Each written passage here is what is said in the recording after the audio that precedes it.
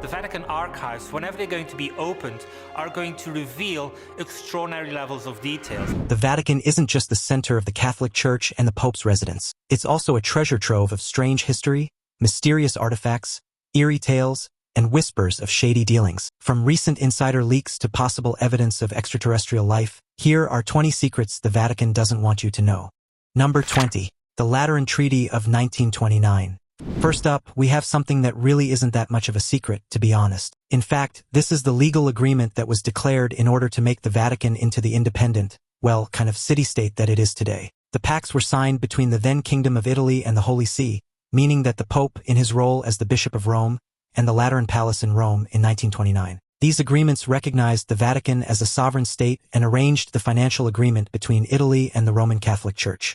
It was developed further in 1948. The darker aspect about it is that it involved Mussolini, who was the Prime Minister of Italy in 1929 when it was signed. Oh, and depending on your own personal religious persuasion, you may or may not enjoy the fact that it essentially recognizes the full authority of the Holy See over the state of the Vatican. This means that the Pope has full power and is recognized, kind of officially, as God's representative on earth, if you happen to enjoy such a thing. It also confirms the whole layout of the Vatican territory and its jurisdiction, which is also the area that's exempt from paying any taxes. The Lateran Treaty also agreed on financial compensation to the Vatican state for the so-called losses of the Papal States. These were a large area of Italy that was under the direct rule of the Pope from 756 until the unification of the country in 1870. It also laid out some of the public funding from the Italian state purse for the Catholic Church in Italy. Number 19. The Vatican made money from the Holocaust.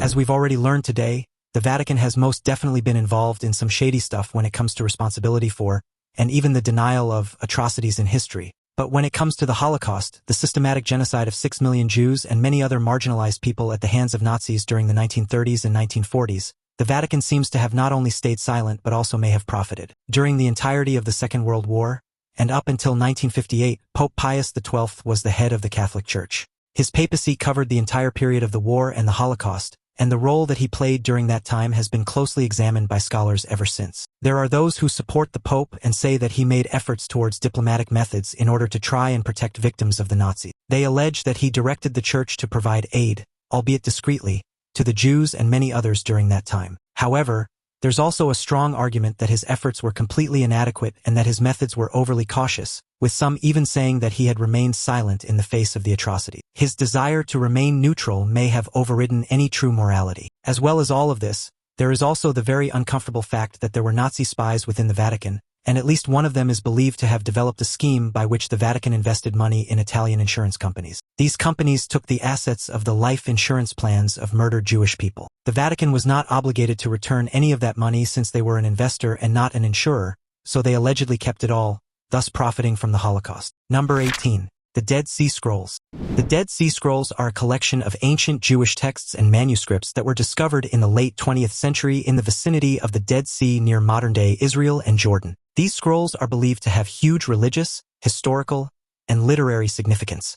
They include a wide range of documents like biblical texts, religious commentaries, hymns, calendars, and various other writings. The discovery of the scrolls has changed the study of ancient Judaism and Christianity and provided new insights into the development of religious thought, the evolution of biblical text, and the cultural and historical context of the time. These manuscripts continue to be the subject of intense scholarly research and enthusiastic reception by Bible fans everywhere, as you might imagine they would be. But, according to some, the Catholic Church has allegedly repressed some of these, as it's believed that they would conflict with the Church's own agenda and dogma. Lamb of God, you take away the sins of the world, but then again, that's basically what all branches of any religion do all the time. Choosing which bits of doctrine they want to follow is essentially the entire idea of religion in the first place, don't you think? Number 17. The Necropolis under the Vatican. The word necropolis means city of the dead, and these macabre places can be found all over the world, usually beneath the modern-day city. So it should come as no real surprise that there is indeed a necropolis beneath the Vatican. Because, the Vatican is located right in the heart of Rome, one of the most well-preserved cities of the ancient past, and they really loved a good necropolis back then. This particular city of the dead is located beneath St. Peter's Basilica. It is a site of massive historical significance and is the final resting place of a lot of popes. The burial ground itself dates all the way back to ancient Rome, but it would not be discovered until the 1940s when excavation work was being carried out in the area. It's full of all kinds of fancy sarcophagi, mausoleums, and a whole lot of artifacts from the ancient era, in particular relics of the papacy and the Catholic Church in Rome. Number 16. Jesus does not exist. Billions of people apparently believe in Jesus Christ, but there are others who don't only reject the idea of Christianity but actually doubt whether he even ever existed at all. Scholars of the New Testament are fairly certain that he was a real-life person, but they argue that even those who did not like him at the time still recognized that he was real. However, aside from the biblical writings, there's not actually any definitive archaeological evidence for the existence of Jesus. But then again, even archaeologists would not expect there to be physical evidence remaining for a man who was essentially a peasant from 2 millennia ago. Not leaving an archaeological trail doesn't mean that a person never existed. But there are only Christian writings that actually record anything about the life and death of Jesus. I'm telling you the truth, no one can see the kingdom of God, so these are biased and don't really offer the full picture in terms of historical fact. There are mentions of the man within Roman and Jewish writings and historical recordings that do appear to corroborate some of the whereabouts and times, but beyond that, the evidence is spotty or entirely based on biblical writing. However, there's evidence that he most probably existed. The rest is all a matter of faith or a lack thereof, I suppose. Now it's time for today's topic. In one of the most spine-chilling conspiracy theories tied to the Vatican, whispers of a secret device called the Chronovisor continue to fascinate believers and skeptics alike. The Chronovisor, reportedly invented by an Italian physicist named Pellegrino Ernetti, was said to be a revolutionary machine capable of peering into the past. According to Ernetti, this device allowed its users to witness historical events, including the crucifixion of Jesus Christ. Decades after Ernetti's claims, rumors surfaced of a secret vault buried deep beneath the Vatican. This vault, said to house extraordinary relics, allegedly held black and white photographs captured through the Chronovisor. One image in particular, a haunting depiction of Jesus during his crucifixion, sparked waves of debate when purported descriptions and blurred reproductions began circulating online. Could the Vatican truly possess such a device, or is this another layer to its veil of secrecy? While no official confirmation exists, conspiracy theorists argue that this is one of the many secrets the Vatican protects at all costs. Others dismiss the story as an elaborate hoax or clever propaganda. Is this the ultimate link to humanity's past, or simply a fantastical myth? One thing is certain, the story of the Chronovisor continues to captivate imaginations worldwide. Number 15. VatiLeaks. This is the Vatican leak scandal, and it turns out that for a place with as many centuries-old secrets as the Vatican, it can sometimes also leak like a sieve. Back in 2012, a book would be released which was stuffed full of secrets about the then Pope Benedict XVI. The book was based on a heap of documents that had been leaked by the Pope's very own butler. The leaks exposed all kinds of corruption naturally, as well as blackmail and power struggles in the depths of the Vatican. The book exposed a lot of uncomfortable truths about an organization that has long held its secrets close to its chest, causing embarrassment for the papacy. It even revealed confidential letters that were written by Benedict to his personal secretary. The whole scandal revealed that the Vatican is riddled with infighting and jealousy and is subject to all manner of bad behaviors, which is hardly surprising. But it still caused quite a kerfuffle nonetheless. Number 14. The Apocrypha. Just like all religions have been doing for all of time, the Catholic Church has manipulated the text that it uses for its entire basis to suit its own purposes. There is a conspiracy theory that the Vatican actually removed 14 books from the so-called original Bible back in the 17th century. But to be honest, there is no such thing as an original Bible. It has been written and rewritten in many languages and translations, which has, in turn, altered a lot of the meanings and has been interpreted to suit the ends of various agendas all throughout its history. So, when the Protestant Church also removed books from the Bible stating that they were apocryphal, well, this is on the understanding that the texts they chose to keep are somehow factual. But all of it is edited, and all of it has been rewritten, and all of it is used to serve an agenda. The Protestant Church removed the stuff that it didn't like, and so did the Catholic Church. But like all of this stuff, both say that they have the correct version and that the other side is wrong and that their beliefs are based on this reductive idea. Number 13. Dead man on trial.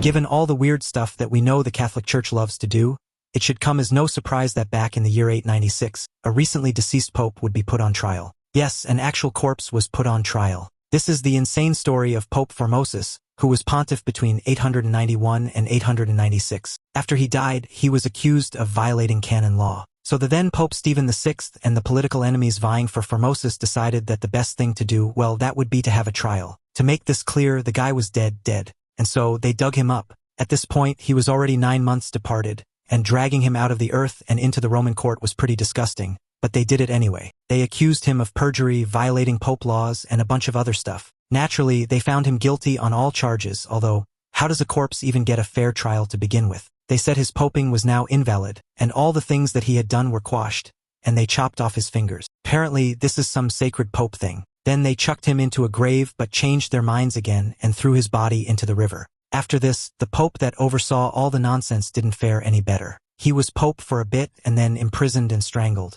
The next pope reinstated Formosus and had his body retrieved and buried in St. Peter's Basilica. What a whole lot of messing about for those poor old pope bones. Number 12. 2,000-year-old Bible. According to a few random people on the internet, there's allegedly a 2,000-year-old gospel that's been hidden by the church. How these few chosen internet people know this, well, who could possibly say? This is the Gospel of Barnabas, and according to people who study such things, it was actually penned in the Middle Ages and not 2,000 years ago. It does make some claims that would likely offend a Christian sensibility, like that Jesus was not crucified but was replaced by Judas Iscariot on the cross. Anyway, as we've seen already, there are a whole bunch of different texts that disagree with each other and have been left out by the churches over the years, and this could just be another one of those. But it seems a bit late to the party, to be honest. Number 11. The Vatican has a time machine. This is a bit of an urban legend kind of invention, well, a religious and Vatican-based legend/secret. The Chronovisor was purported to be a special device which allowed the user to see through time. Now, if this were a genuine, bona fide, legitimate thing, it seems as though it would have been making a whole shed-load of money at some point by now. But what do I know about secret Vatican inventions? According to the story, the Chronovisor was invented by a Benedictine monk called Father Pellegrino Ernetti. He claimed to have invented the device and then kept it a secret until the early 1960s when he told a Vatican priest by the name of Father François Brune all about it. He said that he had the assistance of 12 scientists, which included a Nazi one, to make its development. The machine itself is said to have been created from antennae, cathode rays, and different metals that all receive light and sound signals across wavelengths. The claim is that the Chronovisor was used by the group of scientists to witness and document the events of the past, even the crucifixion of Jesus Christ. They said, rather conveniently for the Vatican, it should be noted that they had, therefore, validated all the teachings of the Bible by peering into their visual time machine. Now, I don't want to poop the party, but if you could actually do this, then the best way to prove that stuff would be to show more people than a bunch of Vatican so-called science people and a Nazi. Naturally, since they mostly used it to confirm their own biases, how is anyone outside of that circle ever meant to believe a word of it? Sounds like a whole load of cobblers, to be honest. Nonetheless, they went ahead and published what they claimed was a picture of Jesus being crucified. Funny how much it looks exactly like a painting depicting the same scene. Or in fact, as many people have since discovered, it is actually a cheap reproduction of a statue from a church in Umbria, Italy. Well, what a surprise. Number 10. The Vatican Archives. These archives are where all the acts that are formally declared by the Vatican are kept. It's basically all the written down laws, statements, and whatnot that the Pope and his pals do and have done all throughout the history of the Catholic Church. It's a vast collection which is estimated to contain 53 miles of shelving. The secret archives are the property of the Pope himself until he dies, and then they're handed over to his successor. As well as all the holy papers, the Vatican Archive also contains papers relating to the state accounts and correspondence as well. It sounds all very mysterious with its secrecy and such, but most of the stuff in the archive is likely really boring paperwork about the Vatican's vast wealth. The reason that it's secret is really only on account of the fact that hardly anyone has access to it. Scholars can request very limited access to some more historical documents, but mostly it's just kept out of reach, presumably also out of reach of the taxman. Number 9. The Vatican Secret Rooms. The Vatican is a vast and sprawling palace with rooms that are open to the public on a daily basis, for a hefty fee and a very long queue. But as you would imagine, there are also plenty of hidden, secret places inside the Vatican, most of which the public never gets to see. Naturally, there are those private rooms in which the Pope lives and conducts his daily Pope business. But there's also a place known as the Apostolic Palace. This is usually guarded and not available to the public. However, when the Pope appoints new cardinals, there's a moment in time when this heavily protected place becomes, for a brief moment, slightly more accessible. There are meet and greets with the new cardinals that are known as visits of warmth, and various parts of the usually closed-off areas are sort of open to view. If you manage to sneak off and peep into some of these usually hidden areas during those visits, you may see the usually secret bathroom, which is decorated all over with erotic art that was painted by Raphael in 1516. Or perhaps one of the secret tunnels, which was constructed in 1277 and runs between the papal apartments and the Castel Sant'Angelo, which is used by popes to seek refuge if they happen to be under attack. Number 8. The 1994 Rwandan Genocide. The Roman Catholic Church has no doubt been involved in some pretty heinous things in its long and storied history. but it seems to have an especially bad track record for offering protection and sanctuary to the perpetrators of some of the world's most horrific crimes against humanity. They've been less than discerning in the allegiances that they've formed and the pacts in which they've made. One such moment of shame was following the Rwandan Genocide of 1994. This was one of the most shocking and brutal events of modern memory. Between April 7th and July 15th of 1994, the genocide of as many as 800,000 people took place in Rwanda. The victims of this massacre were predominantly members of the minority ethnic Tutsi group, and also some people who were moderates in the Hutu and TWA. They were slaughtered by Hutu militias in a shocking and intensely brutal assault. The Catholic Church was apparently complicit in the genocide and in the protection of its perpetrators during the aftermath. Many of the massacres took place in churches and missions where the people had taken shelter while they were being hunted by the extremists. Catholic priests and members of the Church were participants in the violence and were responsible for some of the most horrific crimes. The Vatican then participated in offering sanctuary and protection to those who had committed these genocides. In fact, the Catholic Church as a whole was responsible for going as far as genocide denial and the trivialization of the atrocities, and they shielded many people from justice. In 2017, Pope Francis made a public statement in which he asked for forgiveness for the Church's role in the genocide and for the nation of Rwanda and those who mourn. This was seen as a pretty weak response that didn't go far enough. Number 7. They helped Nazi war criminals. Well, what do you know? The Vatican has done some super shady stuff in its time. I can hardly even believe it. Well, actually, I can, because it seems perfectly regular that they've been up to no good. Here's a story of the Vatican participating in some especially shady goings-on in the aftermath of the Second World War. After a lot of extensive research, historians have unearthed exactly how many Nazi war criminals were able to escape to safety and evade justice for their crimes. You must plead guilty or not guilty, and it turns out the Vatican assisted them. Adolf Eichmann, Joseph Mengele, and Klaus Barbie, some of the more heinous actors in the atrocities, were all able to procure travel documentation and escape from Europe in the days following the end of the war. It has transpired that the Red Cross acknowledged that as they were helping the refugees during the crisis, they also may have inadvertently assisted the Nazis since their whole system was completely overwhelmed during that time. But the Vatican has refused to comment on the fact that their refugee assistants handed out false identities to war criminals, which includes the aforementioned mass murderers. There's a belief that they may have been aware of what they were doing, but since the Vatican archives are private, they keep that secret, and the documents that could shed light on it are hidden behind closed doors. Number 6. Scandals of the Vatican Bank. Can you believe that the financial arm of the Catholic Church, the Vatican Bank, or the Institute for the Works of Religion, has been involved in a whole heap of scandal? I cannot believe that any religious organizations are ever in any way shady about money. But anyways, they've been involved in multiple scandals, and some of these even add Nazis into the mix. Hitler agreed to collect it at the source as sort of straight as a payroll tax, just to make sure. It's really messed up. The Vatican Bank has been accused of money laundering. I mean, they have not been exactly discerning about what sort of money goes through their hands, so giving dirty money a little wash doesn't seem all that far-fetched. Every year that Hitler was in power, the Vatican Bank would receive church tax from the Nazis. So, laundering money from criminal enterprises, accepting cash from fascists, and cleaning up distinctly dirty dealings, it's just all in a day's work for this bank. Number 5. Evidence of extraterrestrial life. The Vatican is a shady place that's full of secrets, but do they actually have evidence of alien life? It's generally believed that the existence of aliens would be a pretty tough discovery for Christianity to explain, well, with all the creation myths and whatnot being somewhat inconsistent with travelers from outer space. Interestingly, the Vatican Observatory, one of the oldest astronomical research institutions, has been actively involved in the study of the universe, sparking theories about whether they've encountered something they're not disclosing. Advocates of the idea point to comments made by Vatican astronomers, who have occasionally hinted that the discovery of extraterrestrial life wouldn't necessarily conflict with Catholic theology. There's even a suggestion that the Vatican's archives might contain historical documents or artifacts hinting at such discoveries. Some believe that revealing the existence of alien life would require a massive reinterpretation of the Bible and theological doctrines, but others argue it could enrich the faith, portraying God's creation as even more expansive and wondrous. This casts an unassuming Jesuit from Argentina, presumably because of the obvious issues with the Bible and the lack of mentions of extraterrestrials. Some say it wouldn't actually spell the end of religion, but that Christianity could simply adapt. They already believe in a whole bunch of stuff that's pretty out there, like angels and resurrection or, well, all of it, to be honest. What a shift in perspective to accept that God also created aliens and would probably work for most of them. What do you think, though?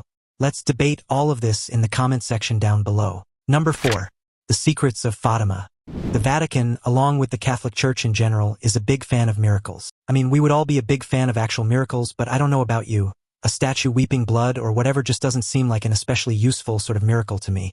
But anyways, here we are in 1917 and this series of events that became known as the Miracle of Fatima or also the Miracle of the Sun. There was allegedly a prophecy by a group of shepherd children in Fatima, Portugal, and they said that the Virgin Mary would appear in October of 1917, and she would be in the business of performing miracles. Naturally, this would cause quite the stir, and plenty of people, funnily enough, began reporting all kinds of miraculous happenings. Witnesses said that they had seen the sun dancing or zigzagging in the sky and performing a colorful light show.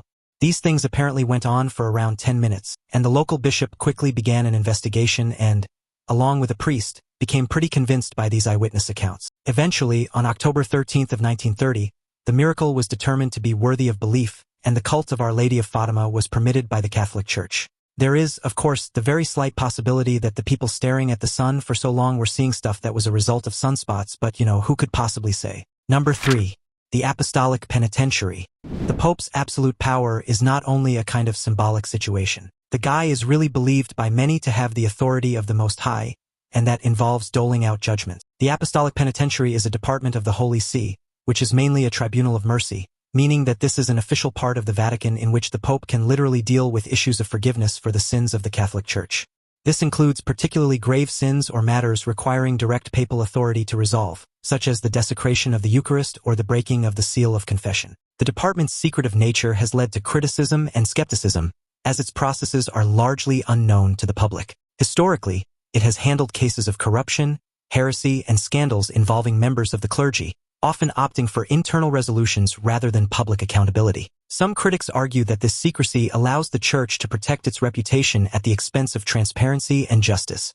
On the other hand, defenders say the Apostolic Penitentiary's role is to emphasize God's mercy and provide spiritual healing. So basically, what it means in practice is that the Catholic Church, or those within it, can do a whole lot of heinous stuff, and then they're judged to be forgiven in a secret, not-for-public-view tribunal, in which the Pope and his pals can dole out the punishment. Usually, it's stuff like excommunication or forgiving sins on behalf of God. It's an extremely thorny issue, especially when you consider the Catholic Church has not exactly proven itself to be especially good at upholding its own moral standards. Number 2.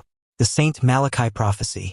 All the way back in the late 11th century, there was an archbishop who became a saint. This is Saint Malachi, who has several miracles attributed to him, as well as the so-called prophecy of the popes, which has since been somewhat discredited. The prophecy of the popes, despite being considered apocryphal, is the thing that has captured the most attention in regards to old Saint Malachi. This was a vision that he allegedly had in which he had seen that there would be only 112 more popes before the ending of the world or the Last Judgment. The prophecy consists of cryptic phrases that supposedly describe each pope in order, and believers often interpret them after the fact to fit historical events. It gained popularity after being published in 1595, long after Saint Malachi's time, leading many to suspect it was a forgery. Skeptics point out that its accuracy sharply diminishes when predicting popes beyond the date of publication. Despite this, conspiracy theorists and doomsday enthusiasts still find it fascinating, particularly as the prophecy seems to align eerily with recent papal history. Some argue that the current pope might align with the final entry, further fueling speculation. But nobody really believes it anymore, and so that's that then. Number 1. The Chief Exorcist of the Vatican. Even though exorcism may seem like something that is only really seen in horror films, and perhaps all the way back in medieval times, there's still a pretty faithful use of it within the Catholic Church. In fact, it was so widely utilized that the Vatican employed a chief exorcist. This role was held by Father Gabriel Amorth for 60 years, during which time he is believed to have performed about 160,000 exorcisms, or, technically speaking, he performed 160,000 rounds of fabricated nonsense and fear-mongering about demons. His supporters, however, argue that his work provided solace and spiritual relief to those who believed they were tormented by dark forces. Father Amorth himself claimed that many cases he encountered were more psychological than supernatural, but insisted that genuine demonic possession was real. Over the years, he became a controversial figure, with critics accusing him of perpetuating superstition, while others hailed him as a defender of faith against modern skepticism. His autobiography and public statements added fuel to the debate, sparking both curiosity and ridicule. Despite the controversy, the popularity of exorcisms persists, with growing numbers of requests reported globally. The Vatican still trains priests from all over the world to perform these so-called exorcisms every single year. That's it for today's journey through the mysterious corridors of Catholic power. Which of these fascinating ideas sparked your curiosity the most? Have you ever caught a glimpse of the Vatican's secret parts? Share your thoughts in the comments below. Don't forget to check out the other cool videos on the screen, and I'll see you next time.